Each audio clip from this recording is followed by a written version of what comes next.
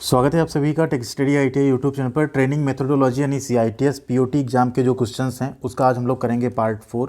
And ये आपके level 2 के क्वेश्चंस होंगे। जो लेवल 2 का पीडीएफ है उसमें आपने देखा होगा बहुत सारे क्वेश्चंस इनकम्प्लीट हैं, बट यहाँ पे आपको सभी क्वेश्चंस कंप्लीट मिलेंगे। तो ये पार्ट 4 है एंड सॉरी थोड़ा सा डिले हुआ है पार्ट्स कंप्लीट करने में, बट पार्ट 4 अभी आपको मिल रहा है आज। एंड पार्ट जो 5 है इसका लास्ट पार्ट है। कल ही आपके एग्जाम भी सेकेंड हाफ में मॉर्निंग में 6 बजे आपको वो चैनल पर मिल जाएगा, जिससे आप एटलीस्ट अपनी तैयारी एग्जाम से पहले कर लेंगे पूरा। तो प्लेलिस्ट की लिंक हमने डिस्क्रिप्शन में दे दी है। अगर आपका एग्जाम है तो उस प्लेलिस्ट को पूरा जरूर देख लीजिएगा सभी पार्ट। एंड चैनल पर नए हैं तो आपसे रिक्वेस्ट करेंगे चैनल को इस तरह सब्सक्राइब करके बेल आइकन को दबा लीजिएगा। यहाँ पे आपको सभी तरह की जॉब अप्रेंटिस के अपडेट के साथ साथ पढ़ाई की वीडियोज आईटीआई और सीआईटीएस की, साथ में तैयारी की वीडियोज भी रेगुलर बेसिस पे मिलती रहेंगी।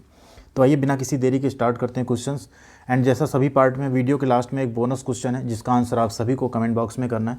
जिनका भी आंसर सही होगा उस पर हम लाइक और रिप्लाई जरूर करेंगे। तो यहाँ पे पहला क्वेश्चन है इस पार्ट का लेवल 2 का, which of the following is not a teaching triad. यहाँ पे कह रहा है टीचिंग ट्रायड में इसमें से कौन सा एक पार्ट उसका नहीं है। सब्जेक्ट मैटर, टीचिंग टेक्निक और मैनेजमेंट टेक्निक ये आपके टीचिंग ट्रायड होते हैं। जो आपका सोशल टेक्निक है ये टीचिंग ट्रायड के अंतर्गत नहीं आता है। तो राइट आंसर आपका क्या हो गया? Option number C. अगला क्वेश्चन थोड़ा सा बड़ा है, इसको आपको देखना पड़ेगा। मैच द फॉलोइंग, ठीक है। यहाँ पे एक फिर इस तरह से PQR करके दिया होता है। तो इसमें जब सबसे पहले आप एक नंबर देखेंगे क्या, इंट्रिंसिक मोटिवेशन। इंट्रिंसिक मोटिवेशन वो है ना जो आपके अंदर से खुद आए, यानी इसका है desire to learn come from within the learner. तो पहले का तो P सही हो गया। दूसरा है एक्सट्रिंजिक। अब देखिए दूसरे का क्या सही होगा, desire to learn is created in the learner by means of external method, यानी दूसरे का S सही है। अब देखते हैं पहले का P यहाँ सही, दूसरे का S सही। अब थर्ड देख लेते हैं। थर्ड यहाँ पे क्या कह रहा है, थर्ड कह रहा है फॉर्मल एजुकेशन। फॉर्मल एजुकेशन वो है जो आप किसी इंस्टीट्यूट वगैरह में अर्जित करते हैं जाके, ठीक है। कहाँ अर्जित करते हैं? इंस्टीट्यूट वगैरह में। इसका सही है Q, acquired by training in an institution, ठीक है। तो थर्ड का Q सही, यानी आपका पहला यहाँ पे सही हो जाएगा। ऑप्शन नंबर A आपका सही हो जाएगा। एंड इनफॉर्मल एजुकेशन आप अपने नेबरहुड में, फैमिली में ऐसे ही प्राप्त कर लेते हैं उनके गाइडेंस में। अगला क्वेश्चन है causes of bad mannerism found in instructors are. यहाँ कह रहा है अनुदेशक में पाए जाने वाले बुरी विचार शैली का कारण क्या है। तो पहला लैक ऑफ कॉन्फिडेंस, दूसरा इम्प्रॉपर लर्निंग सिचुएशन, तीसरा है पुअर सब्जेक्ट नॉलेज, चौथा है पुअर हेल्थ कंडीशन। तो यहाँ पे 1, 2, 3, 4 एंड पाँचवा है आपका नर्वसनेस। ये सब आपका एक बैड मैनरिज्म जो है आएगा जो इंस्ट्रक्टर्स में हो सकता है। तो राइट आंसर हो गया आपका 1, 2, 3, 4, 5 पाँचों। नेक्स्ट है fourth question, psychology is the science of human behaviour. It includes studying human behavior having 5 known bases. Which of the following is not a known base of psychology? तो देखिए psychology ये क्या है, एक साइंस है human behaviour की study करने का। उसमें जो पॉलिटिकल है ना ये शामिल नहीं होता है, ठीक। यहाँ पे पॉलिटिकल नहीं होता, बाकी फिजिकल, कल्चरल, इन्वायरमेंटल ये सारी चीज़ें होती हैं। पॉलिटिकल आपका राजनैतिक जो है ये नहीं किया जाता, इस बेसिस पे नहीं किया जाता है। अगला क्वेश्चन है in educational psychology Which of the following is not a major area of individual differences among trainees? यहाँ कह रहा है एजुकेशनल साइकोलॉजी जो है इनमें से प्रशिक्षुओं के बीच व्यक्तिगत अंतर का एक प्रमुख क्षेत्र नहीं है। तो इसमें से वो प्रमुख क्षेत्र जो है वो भी सेम है, वही पॉलिटिकल आपका नहीं है। बाकी फिजिकल, कल्चरल, एनवायरमेंटल ये सारी चीज़ें होती हैं एजुकेशनल साइकोलॉजी में भी। अगला क्वेश्चन है मैच द फॉलोइंग। देखिए यहाँ फिर से आपको मैच करना है। सबसे पहले कह रहा है लॉ ऑफ मेमोरी, ठीक है। यहाँ लॉ ऑफ मेमोरी में पहला कह रहा है लॉ ऑफ रिसेंसी। तो लॉ ऑफ रिसेंसी यहाँ पे क्या है, तो लॉ ऑफ रिसेंसी को हम लोग कहते हैं यहाँ पे आपका पहले आंसर यहाँ देख लीजिए, पहले का P सही है, ठीक है। इसी को कहते हैं if the event has awkward recently. जो रिसेंटली कोई इवेंट हो और आपके माइंड में लंबे समय तक रहे उसे कहते हैं लॉ ऑफ रिसेंसी। अब दूसरा यहाँ पे क्या कह रहा है, सेकेंड यहाँ पे कह रहा है लॉ ऑफ प्राइमरी। तो लॉ ऑफ प्राइमरी का मतलब होता है आपका कि ऐसा कोई जो इंसिडेंट हुआ हो, ठीक है, जिसका हमारे माइंड पे ऐसा एक इम्पैक्ट पड़ा हो पहले किसी स्टेज में और वो लंबे समय तक रहे, उसे कहते हैं यहाँ लॉ ऑफ प्राइमरी, ठीक है। एंड थर्ड क्या है, लॉ ऑफ स्ट्रेंथ। तो लॉ ऑफ स्ट्रेंथ वो होता है कि ऐसा कोई इवेंट जो हमारे माइंड के ऊपर स्ट्रांग इम्पैक्ट हो और लंबे समय तक रहे। कोई ऐसा इवेंट जो एक स्ट्रांग इम्पैक्ट डाले हमारे माइंड पे और लंबे समय तक रहे। तो क्या हो गया, पहले का P, दूसरे का R, तीसरे का Q। इसको ध्यान रखिएगा। ये सारे क्वेश्चंस आपको नए पीडीएफ में इनकम्प्लीट मिलेंगे। तो एक चैनल है टेलीग्राम चैनल हमारा टेक स्टडी आईटीआई, उसको आप लोग ज्वाइन कर लीजिएगा। वहाँ पे हम आपको वो पीडीएफ शेयर कर देंगे जिसमें सारे क्वेश्चंस कंप्लीट हैं।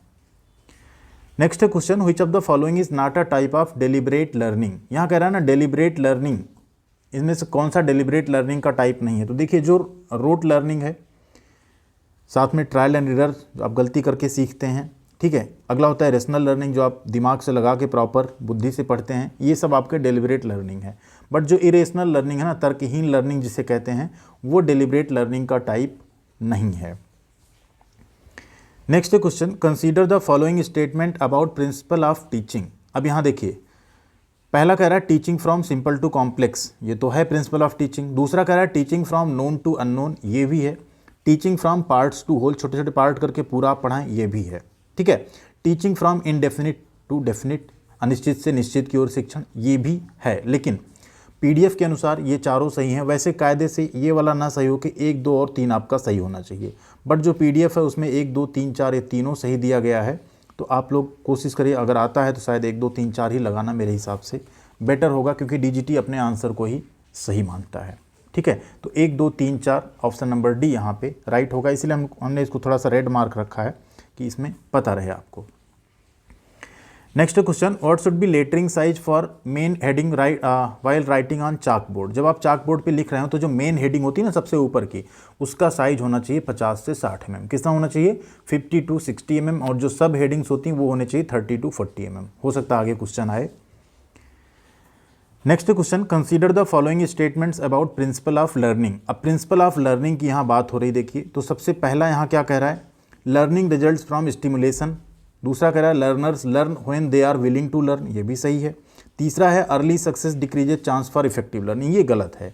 जल्दी आपको सक्सेस मिलेगी तो ऐसा नहीं कि आप इफेक्टिव लर्निंग नहीं होगी, और अच्छी लर्निंग हो सकती है। तो यानी यहाँ पे सही क्या है आपका 1, 2 और 4, learning based on past experiences. तो राइट आंसर हो गया आपका 1, 2 and 4, option number C. Question number 11 है, consider the following statements about characteristic of a good question. एक अच्छे क्वेश्चन में क्या क्या कैरेक्टरिस्टिक, क्या क्या विशेषताएं होनी चाहिए। तो पहला है question should be worded in brief and simple language. Second है every question must have a definite purpose, सही है। Question should lead the trainees to guess.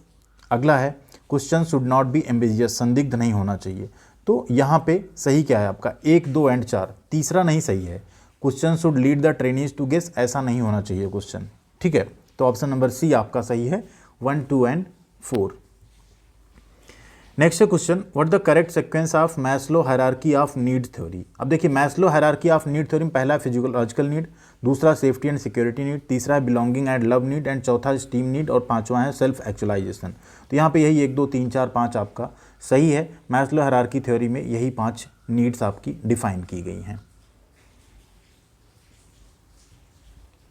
कुछ कैंडिडेट का क्वेश्चन था कि पीओटी के एग्जाम जो है वो इंग्लिश में होंगे हिंदी में, तो इंग्लिश और हिंदी दोनों में क्वेश्चंस रहेंगे आपके। नेक्स्ट है question, main objective of hub and spoke scheme of DGT is. तो हब एंड स्पोक स्कीम जो बनाई गई डीजीटी का, उसका मेन ऑब्जेक्टिव यही था कि जो ट्रेनर्स हैं उनको ट्रेन किया जाए लेटेस्ट जो भी चेंज हुआ हो सिलेबस में थ्रू टेक्नोलॉजी, ठीक है। जो ट्रेनर्स हैं उन्हें जो भी लेटेस्ट चेंज सिलेबस में हुआ है थ्रू टेक्नोलॉजी, उन्हें उसके लिए ट्रेन किया जाए। हब एंड स्कोप स्कीम यही है डीजीटी की। अगला क्वेश्चन है, when is the communication process complete. कोई भी कम्युनिकेशन, कोई भी आप संचार कर रहे हैं, कहीं कोई मैसेज भेज रहे हो, कब कंप्लीट माना जाता है?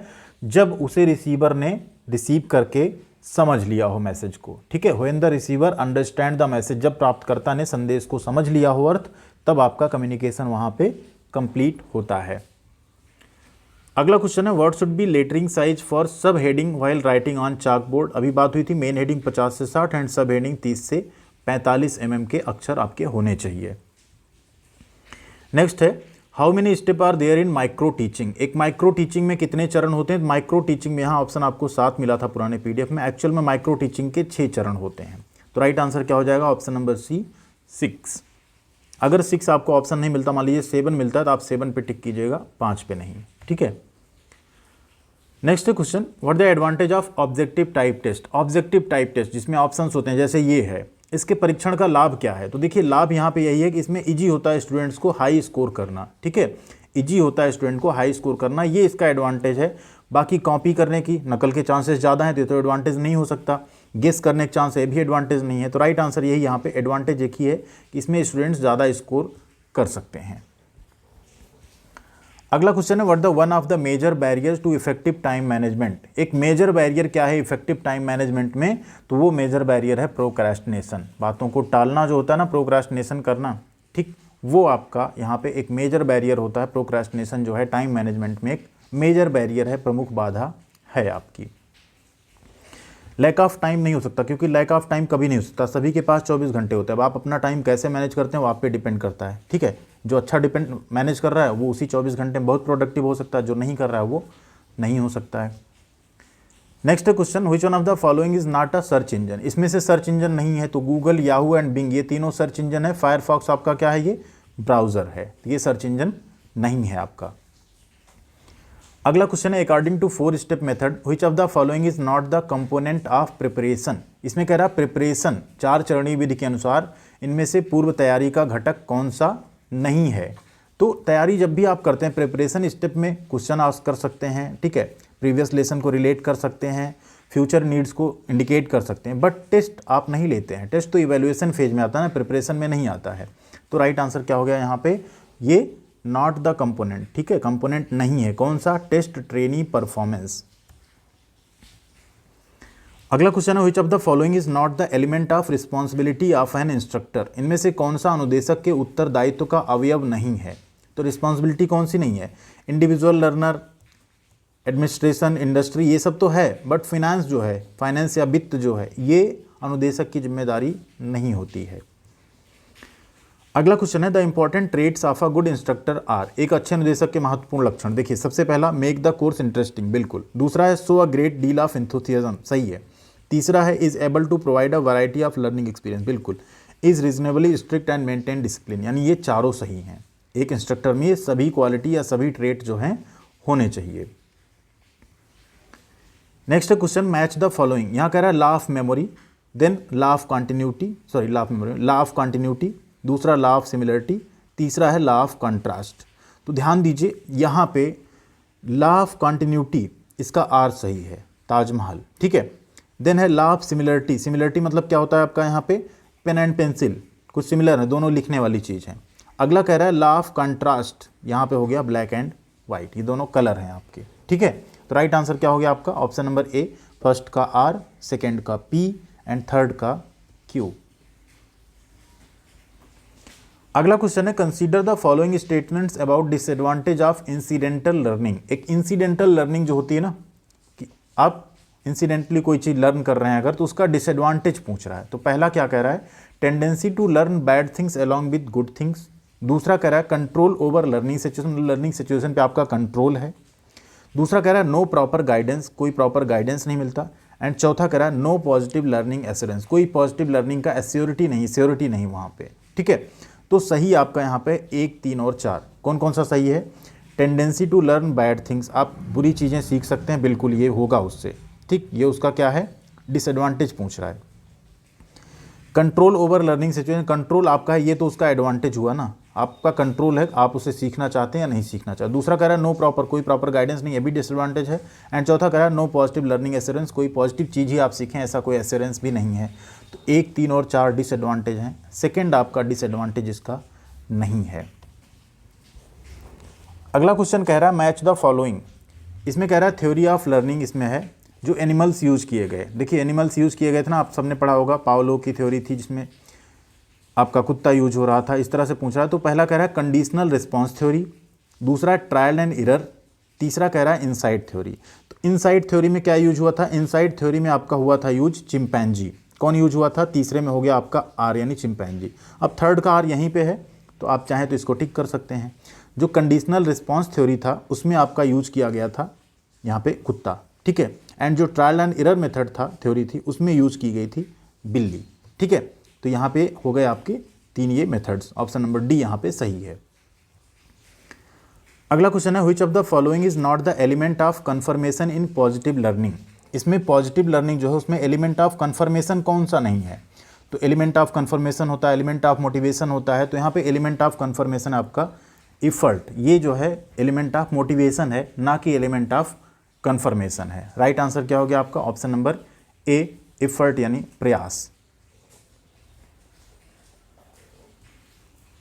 अगला क्वेश्चन है, what the correct sequence of questioning, प्रश्न पूछने का सही अनुक्रम क्या है? तो प्रश्न पूछने का सही अनुक्रम है आस्क, देन रुकें पॉज, फिर कॉल, ठीक बुलाएं, देन लिसन सुने, फिर रिसीव एंड रिपीट दोहराएं, ठीक है। यही आपका सही क्रम है, ask, pause, call, listen, receive and repeat.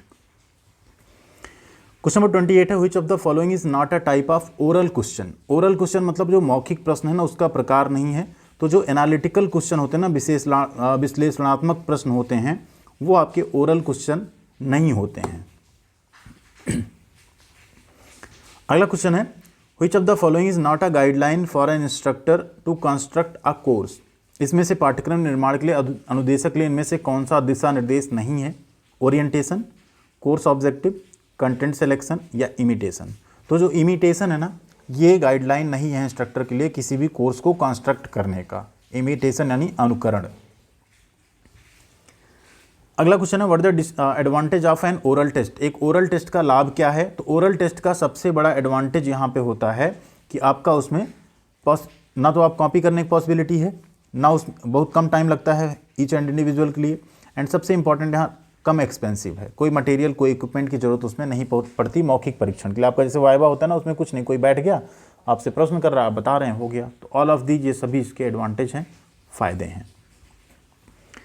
अगला क्वेश्चन है, which is are the skill required for leadership. यहाँ कह रहा है लीडरशिप यानी नेतृत्व के लिए आवश्यक कौशल कौन सा है? तो इसमें टेक्निकल स्किल भी, human skill and conceptual skill, ये तीनों, ठीक है, टेक्निकल तकनीकी, मानवीय और संकलनात्मक जो कौशल हैं, ये तीनों यहाँ पे जरूरी होते हैं लीडरशिप के लिए, ठीक है।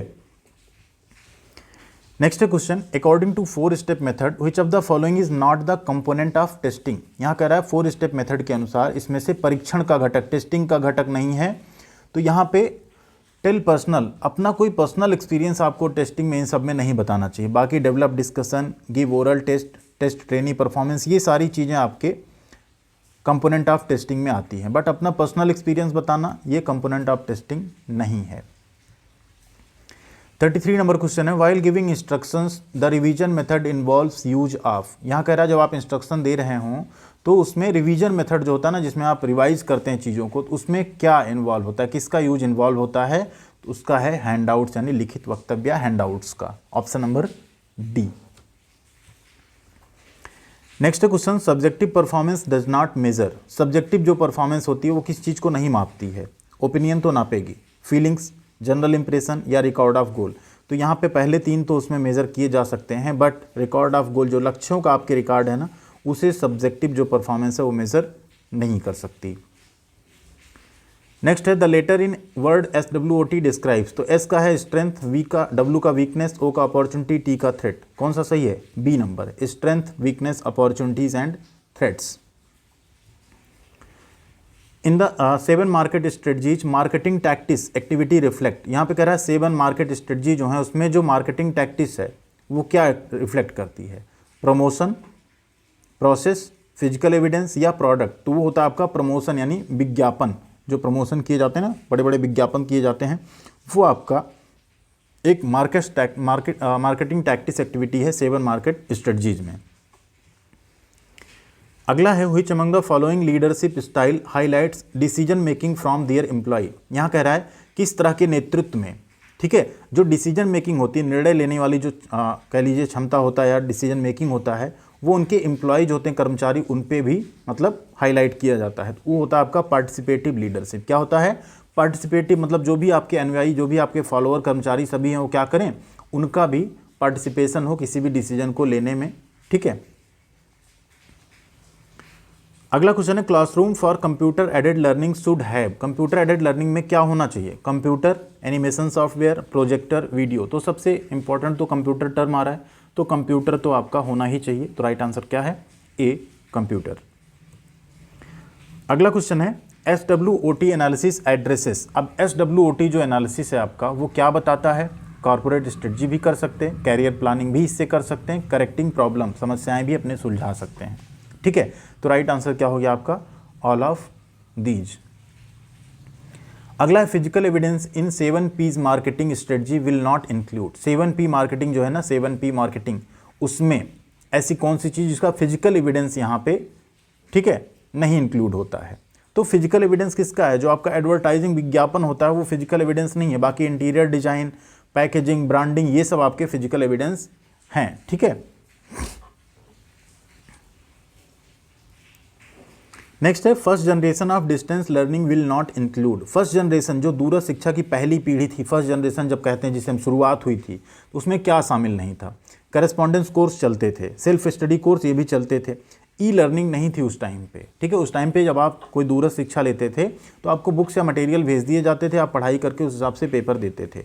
बट आजकल की जो डिस्टेंस लर्निंग है उसमें ई लर्निंग ऑप्शन स्टार्ट हो चुका है, जिसमें आप डिजिटल तरीके से, ठीक है, वर्चुअल तरीके से टीचर से जुड़ते हैं और पढ़ते हैं, घर पे बैठे आप पढ़ाई कर सकते हैं। पहले ये चीज़ नहीं थी।